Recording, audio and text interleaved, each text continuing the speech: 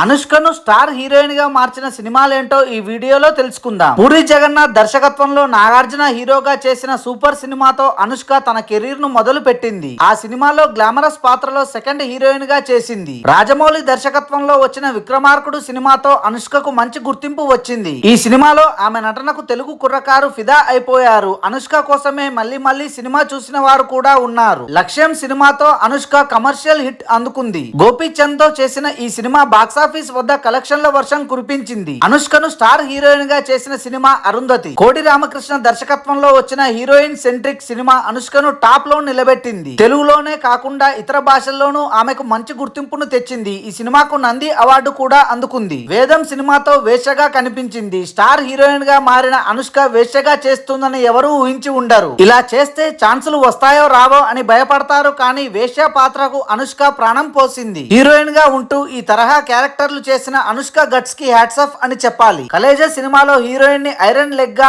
ఆమె వల్ల నెగటివ్ వస్తుందనే విధంగా క్యారెక్టర్ డిజైన్ చేసిన అనుష్క ఆ సినిమాలో ఆ క్యారెక్టర్ చేసి మరోసారి ప్రేక్షకులకు దగ్గరైంది. హీరోయిన్ సెంట్రిక్ పాత్రలో భాగమతి సినిమాలో బాక్సాఫీస్ కలెక్షన్లను కొల్లగొట్టింది. హీరోల సినిమాలకు ధీటుగా ఈ సినిమా కలెక్షన్లు రాబట్టింది. బాహుబలి సినిమాలో ప్రభాస్ కి తల్లిగా చేసి అందరినీ షాక్ కు గురి చేసింది. మిర్చిలో ప్రభాస్ తో రొమాన్స్ చేసి బాహుబలిలో ఇలాంటి పాత్ర చేసి అందరినీ విస్మయానికి గురి చేసింది. సైజ్ 0. ఇప్పటికీ అనుష్క అభిమానులు ఆ ఒక్క సినిమా చేయకపోతే బాగుండు అనే సినిమా ఇది. ఎందుకంటే ఈ సినిమా కోసం అనుష్క లావుగా మారింది. మిస్ శెట్టి మిస్టర్ పులిశెట్టి సినిమాలో వయసులో తనకంటే చిన్నవాడైన నవీన్ పులిశెట్టితో పెళ్లి చేసుకోకుండా ప్రెగ్నెన్సీ అనే కాన్సెప్ట్ తో వచ్చి ప్రేక్షకులను మరోసారి మిస్మరైజ్ చేసింది. బిల్లా, మిర్చి, శౌర్యం, పంచాక్షరి, సింగం ఇలా ఎన్నో సినిమాలు అనుష్కను ప్రేక్షకులకు దగ్గర చేశాయి. Thanks for watching this video. For more interesting videos please do subscribe.